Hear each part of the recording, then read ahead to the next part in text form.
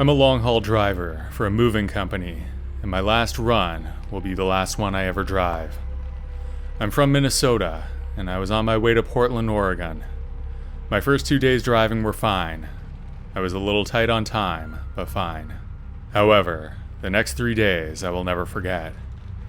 I was too late to find a hotel to stay at in Montana, so I had to sleep in the truck. Not a sleeper cab, just a box truck. All was fine. I was the only one parked at the rest stop in the mountains, and I knew the next town was 30 miles behind me. It was around 11:30 at night, and I was getting ready to go to sleep. Then, for what felt like no reason at all the hair on my body stood on end. I froze as I looked out the windshield. There was a man standing 20 feet in front of my hood, just staring at my truck. He wasn't just staring at the truck, though. He could see me, and he knew I was inside. I stayed frozen for what felt like an eternity. He began to slowly move away, not looking away from the truck as he slowly backed up. Once he was out of sight, I stayed on edge for another hour or so, just staring out the windows. I finally relaxed enough to try to get some sleep. That was the worst idea I've ever had. I was woken up by this scream. It sounded like nothing I can describe. Imagine hearing a screeching pair of brakes mixed with a man's voice. I'm a big guy, 21 years old, 6'1", and 210 pounds of mostly muscle. This sound woke me up and put me into such a panic and fear that I soiled myself. I threw on all the lights in my truck, and what I saw, I will never unsee. He was standing in front of the truck covered in blood, completely nude. He began running around the truck, pounding on the sides and trying to open all the doors. I was so terrified that I couldn't move. He began to throw rocks at the windows of the truck, and as soon as one began to crack, I was able to break out of the trance of pure fear that I was in. I started the truck and got it running. I floored it, trying to get away as fast as the truck would go, but the truck was not accelerating as it should. It was crawling forward slowly. He had slashed all 6 of the tires. I was trapped in a box with no escape, no cell signal, and 30 miles away from anything. Nobody at work was expecting me for 3 more days. I'm dead, is all I kept repeating to myself.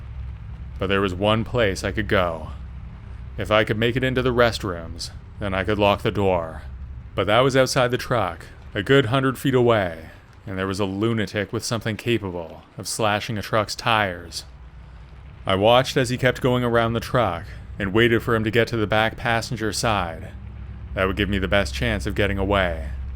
As soon as he was midway up the passenger side, I opened the door and ran like hell. I made it to the bathroom and locked the door. As soon as it was locked, he started pounding on the door, screaming. All I could do was cry and wait for it all to end. I stayed in the bathroom until morning. That was when I heard a polite knock on the door. It was a woman's voice. I remember the first thing she said. "Hello, is anyone in there? This is Montana State Patrol." I yelled at her, using very foul language, to shove her credentials under the door. She did, and she was in fact a state trooper. I threw the door open and cried. I was saved. Someone drove through the rest stop and saw the damaged truck covered in blood and reported it to the police when they got cell service. I was taken to the hospital due to dehydration and shock. All is well now, but I'll never drive a truck again, and I hope to God I never meet that psycho again.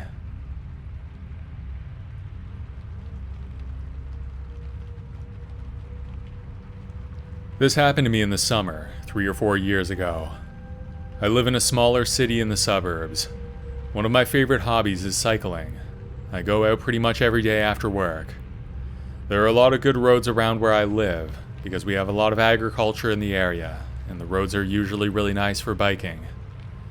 I was out riding my bicycle one day, taking in the beauty of the countryside.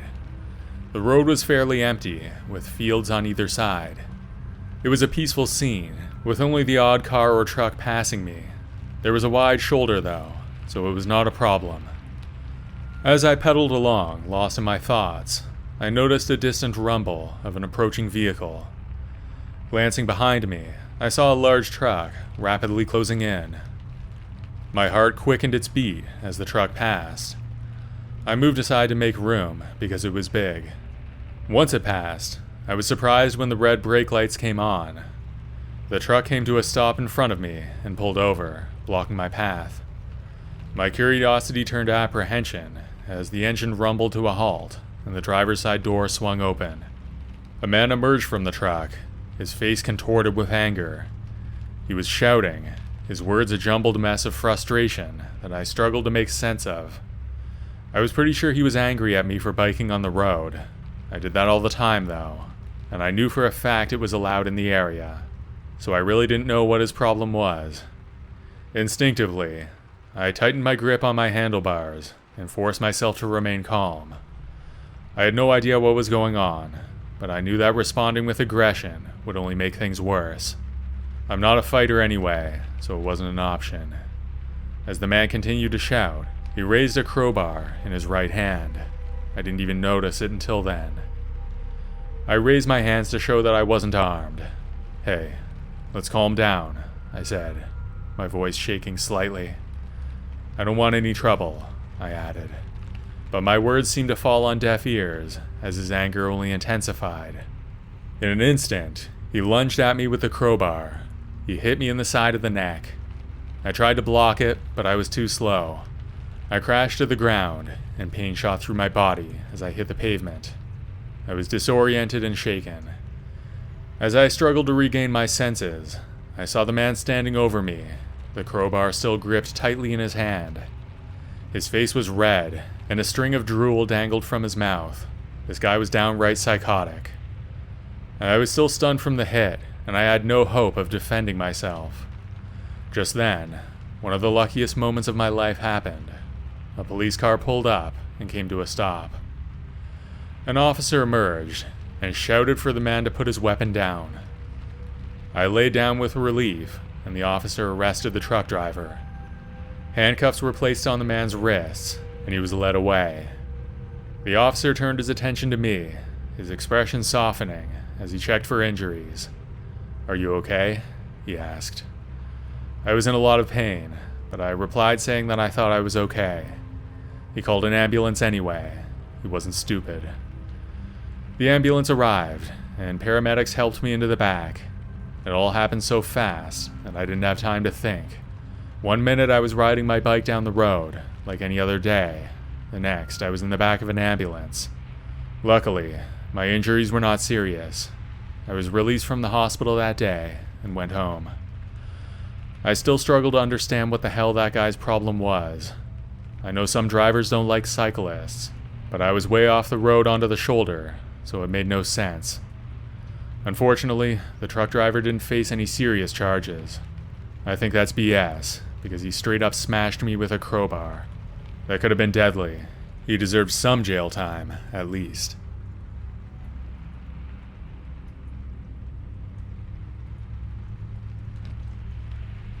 I used to work as a truck driver. I spent a lot of time on the road and did overnight trips often. Like many trucks, my rig had an area at the back where I could sleep, which was really great. It allowed me to cover long distances without having to worry about finding a place to rest. Driving through the night had its own kind of quiet magic. The roads were less crowded, and the lights from other vehicles created a sort of calming glow. I didn't drive all night, but sometimes I squeezed in a few hours after dark. While the nights could be long, and sometimes a bit lonely, I'm an introvert by nature, so it wasn't the worst job for me. I handle solitude better than most. On one of my trips last year, I decided to pull into a stop. These stops were great for truckers, offering a place to take a breather, grab a meal, and rest up. As my truck rolled into the lot, I noticed there were already 3 other trucks parked there. I figured there were some other people around. Sometimes I would go out and socialize, share experiences, and swap stories. But like I said, I can be pretty introverted, so sometimes I would stay in and avoid interacting with others. I maneuvered my truck into an empty space. As I stepped out, I exchanged nods with a fellow driver who was heading inside for a meal. It was a small interaction, but it was enough for me. After heading to the bathroom, I took a shower. Then I headed back to my truck. I didn't see anybody else on my way. Exhausted from hours of driving, I made the decision to skip heading out that evening. With my energy drained, I decided to forego the usual routine of finding a meal at a nearby diner. Instead, I rummaged through my stash of snacks stored in my truck's cab. A bag of chips, some granola bars, and a bottle of water would have to suffice for dinner. It wasn't a grand feast, but in that moment, it was all I needed. It was around 11 p.m. when I crawled into the back. I lay awake for about half an hour. The night outside was alive with the hum of other truck engines and the occasional voices of fellow drivers. At some point, I drifted off to sleep. In the dead of night, I was abruptly awakened by the sharp sounds of raised voices coming from outside. Confusion gripped me as I sat up, rubbing the sleep from my eyes. I turned my attention towards the window, and I carefully moved the curtains aside. There in the dimly lit lot, I spotted two figures locked in a heated argument. I think one of them was the other driver who I saw before, but it was hard to tell. These guys were in a full-on shouting match on the side of the lot. I couldn't tell what they were saying. To be honest, I would be surprised if there was much coherence in any of it. It was pure rage. I kept watching through my window, and eventually, they started fighting. I couldn't tell who threw the first punch. I just saw them going at it. It wasn't long before one of the men got the other down. I would have thought that would be the end of it, but it wasn't. He kept going, landing punches on the downed man. I froze with shock. I didn't know what to do. I thought I had to go out there, but I didn't know how to fight. I called the police instead. I looked away while I was waiting. It seemed like forever, but eventually, the police arrived. It seemed like they sent half the force. At least 5 police cars and an ambulance showed up. Since I called, I had to go out to talk to the police. By the time I stepped out of my cab, the victim was on a stretcher, and he looked to be in rough shape. The 2 men were taken away, one in an ambulance, and the other in a police car. That was it for the night. I went back into my truck and laid awake for the rest of the evening. The next day, I got up and walked around outside. On the pavement, I noticed a pool of blood on the ground where the men had been fighting. It was at that moment that I realized things may have been even worse and more serious than I thought. I wondered if the man even survived. As creeped out as I was, I got back into my truck and kept driving. When I stopped for a break that day, I checked some news websites on my phone. That was when I found out that the man passed away that night. It's hard to believe that I witnessed a murder in that lot. I wonder if I could have saved him, but maybe I'd be dead too if I dared to try.